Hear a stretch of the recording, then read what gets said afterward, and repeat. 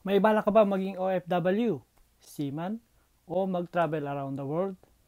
So for today's video, ang pag-usapan natin is paano kumuha ng Philippine passport, which is ang primarily requirements kapag ikaw ay mag-abroad. And we're starting right now. First, let's guys talk about the primarily requirements bago tayo magpatuloy sa online application or online appointment. Ano-ano nga ba ang inyong mga dapat paghandaan? First is ang inyong pera. Why? Kasi kailangan nyong bayaran ang inyong passport. So, there is two types of processing fees. So, merong regular processing fees at merong special processing fees or expedite. So, mapunta tayo sa regular processing fee. So, ang inyong babayaran for the regular processing fee is 950 pesos plus 50 pesos convenience fee. So, yun yung kailangan yung bayaran sa regular processing fee. At ito ay magkakaroon ng additional 150 pesos kung gusto nyo itong ipa-deliver mismo sa inyong address or sa inyong mga bahay. So, for the regular processing fee, ito ay tumatagal from 12 days up to 14 days. So, hindi kasama dyan sa bilang yung mga Sabado at Linggo na wala silang pasok. So, madako naman tayo sa special processing fee. So, ang presyo nito is 1,200 plus 50 pesos convenience fee. So, ito tumatagal from 6 to 7 working days. So, hindi dyan kasama yung mga Sabado at Linggo. And kung gusto nyo itong ipa-deliver sa inyong mga address, sa inyong mga bahay is, ito ay mag-a-additional ka ng 150 pesos. Same siya dun sa regular processing fee. So, para saan yung 50 pesos na convenience fee? So, kung kayo ay magpa-payment na via GCash or 7-Eleven, ito ay may always additional 50 pesos. So, yun. So, ang suggest ko lang din sa inyo, kung kayo ay malapit lang sa mga DFA office, it is your choice. Mayroon naman kayong choice na pwede nyo ipadala sa inyong bahay or hindi. Pero kung malapit lang naman kayo sa mga DFA na pagkukuhanan ninyo is huwag nyo na ipa-deliver, kayo na lang mismo ang mag-pick up sa DFA office. So, para makalesen kayo ng 150.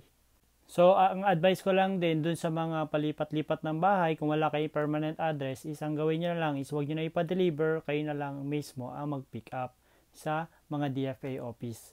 And dun sa mga hindi makakapunta sa pag-pick up ng inyong mga passport, is pwede naman kayong pasuyo sa inyong mga kapatid or family members, yung talagang members ng family. So, magbigay lang kayo ng authorization letter at ibibigay naman nila yon sa kanila. Just tell them na huwag nilang kalimutan magbaon ng ID para ito ay para ma-check nila kung talagang bang family members yung kukuha ng inyong mga passport. So, ang second requirements na hinahanap nila is ang inyong mga primarily ID. So, isa lang pong primarily ID ang hinahanap nila. So, ano nga ba ang mga primarily requirements na ID na hinahanap nila? Ipa-flash ko na lang dito sa screen. Yan. So, feel free to pause para makita nyo lahat. So, may tanong. Ang national ID ba is okay na ba yon para sa pagkuha ng inyong mga passport? Ang sagot dyan is yes. So, nakita nyo na yung mga primarily ID na hinahanap ng DFA. So, always make sure na lagi kayo magdala ng second IDs or lahat ng IDs kailangan nyo dalhin na lang para in case na hindi nila tanggapin is meron kayong backup na ipapakita sa kanila.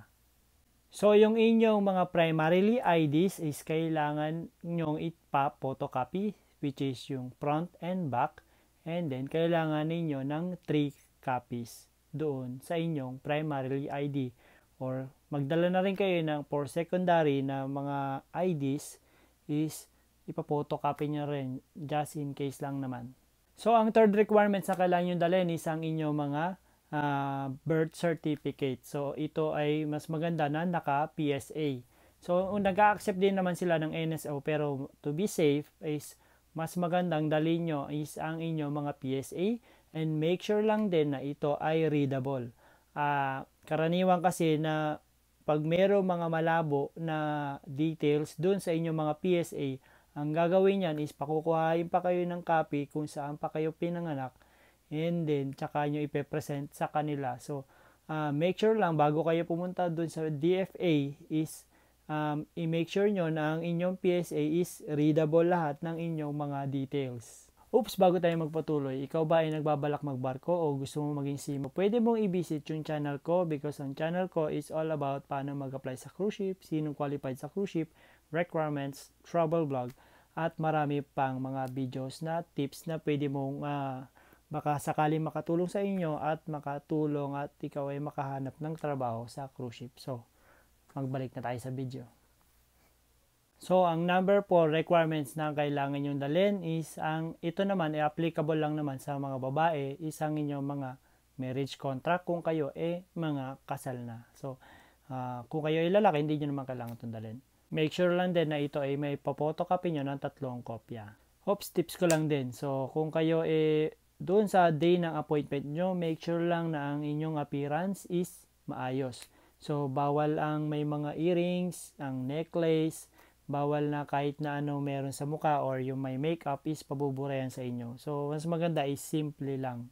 And then, dahil ito gagamitin nyo for 10 years, medyo mag-ayos-ayos na lang kayo para medyo maganda naman ang inyong itsura sa passport dahil matagal-tagal nyo itong gagamitin.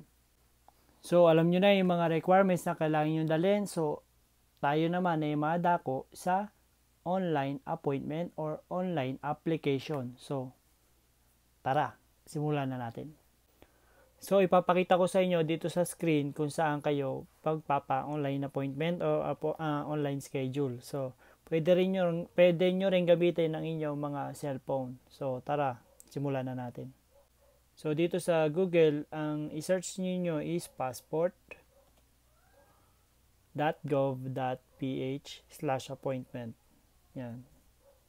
So, ito, nakalitaw na. So, yan. Pindutin mo lang yan. And then, ida-direct na kayo mismo sa DFA kung saan kayo magpapa-online appointment. Nakarating na kayo dyan. Ang gawin nyo is, i-check nyo lang ito. Kung pwede kayo magpa-appointment ng individual at pwede rin group. So, for example, lang naman is for individual. Yan. So, makikita nyo rito is merong region, Asia Pacific, Philippines, hindi nyo na siya kailangan baguhin at makikita nyo dito sa baba is yung site. So, mas maganda, mas malapit sa inyo is iyon ang inyong piliin. So, ipapakita ko rin sa inyo, itong mga may temporary off-site is huwag nyong pipiliin yan kasi hindi yan nakasarado. So, piliin nyo yung malapit sa inyo. So, kung ako ay taga Antipolo, ang pipiliin ko is yung sa Antipolo. Yan, Antipolo, Cherry Hills. Yan. So, makikita nyo rito sa right side, nandun din yung address niya at ang contact number. So, kung makikita nyo rito sa right side also, merong mga may asterisk, yung field with asterisk are required. So, may asterisk talaga is pinaka-required na ipilapan. So, babaan nyo lang yan. Basahin nyo na lang itong notice. And then, confirm mo na lang at next. So, yun na. So, sa Cherry Hills, Antipolo, DFA is meron ditong calendar which is merong red at yung merong green. So, yung mga green is available pa at ang yung mga red is wala na. So, pipili tayo dito. So, for example, is November 15, gusto ko magpa-appointment. So, piliin nyo yan. Yan. So, mamimili na lang kayo ng time kung anong oras nyo gusto pumunta. So, for example, kung ako ay early bird, ang pipiliin ko is itong 10 o'clock to 11. Make sure lang, ang tip ko sa inyo is magpunta kayo doon early. So, 30 minutes before your appointment date. So, minsan kasi mas maaga sila nagpapapasok. So, i-click nyo lang itong I'm not a robot. So, basahin nyo na lang yung warning. Make sure lang na itong may mga asterisk is ilagay ninyo yung inyong mga tamang number. Tamang sagot. At yung email address, make sure lang na ito ay hindi nyo mamaliin kasi dito nila isesend yung at saka yung inyong gagamitin dun sa papa-appointment nyo is meron kayong documents na ipapakita sa kanila. Yan. Lagay nyo lang yung yung personal details nyo. So, make sure lang na wala kayong mamaliin dito para wala kayong maging problema sa inyong passport. Legitimacy, ang lagay nyo is legitimate. And then, Philippines. Province mo, kung saan kang province mo, buo. So, yan. After nun, i-click nyo lang tong next. So, sa family information, make sure lang, ilagay nyo rito yung name ng papa mo at yung name ng mama mo is make sure lang na yung name nila nung kanilang pagkadalaga. So, nakatapos ka na sa family information, ilagay mo lang dito sa application type is kung new or renewal or nawala. So, siyempre, for example lang naman, ito ay new. And then, foreign passport holder, syempre tayo Pilipino, hindi naman. And then yung contact emergency, lagay nyo na lang kung sino yung gusto nyo. And then click mo yung next. Yung citizenship pala, kailangan nyo ilagay is birth. And then click next. Yan. So yung lagay mo yung address nyo, yung kung saan kayo nakatira, occupation nyo, kung wala naman kayong work, is lagay nyo na lang is not applicable. Okay na yan. And then click next. So yan, papakita na nila sa inyo tong review, is i-double check nyo kung merong mali or wala. And then, click I'm not a robot and then continue. And then check. And confirm. So, ito na tayo sa payment na. So, ito yung sinasabi ko kanina tungkol sa payment. So, meron tayong regular processing at meron tayong special processing. So, for example, is regular processing lang tayo. So, i-click mo yung regular processing plus 50 pesos yan. And then, mag-choose lang kayo kung anong klaseng payment nyo gusto. Kung gusto nyo magbayad ng GCash or over the counter. Or pwede rin debit or credit. So, click mo lang. Pwede rin kayo magbayad ng courier kung gusto nyo. May additional lang itong 150. Since malapit lang ako, is hindi ko na siya chinekan.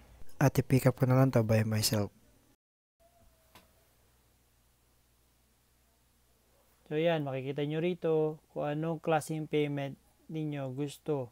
So, pwedeng GCash, pwedeng credit card, pwede ring PayMaya. So, kung kayo ay magbabayad via GCash, make sure lang na ang inyong balance is meron kayong enough balance para hindi mag-fail ang inyong payment at magkaroon kayo ng problema.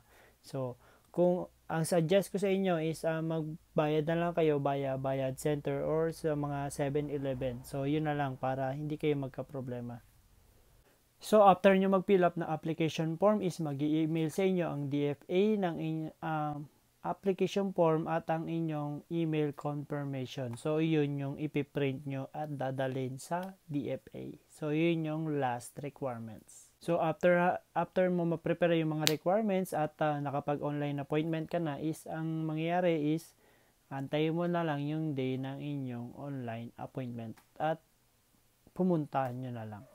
So, kung kayo ay nakapagpa-appointment sa DFA at wala pa kayo nare-receive na email confirmation at ang mga form, is magantay kayo ng 24 hours. So, pag 24 hours na lumipas wala pa rin, is mag-create kayo ng panibagong application. So, ganun lang kadali magpa-appointment sa DFA at ang mga requirements. So, if you like this video, don't forget to like and subscribe. And thank you for watching. I'll see you next time. Ciao!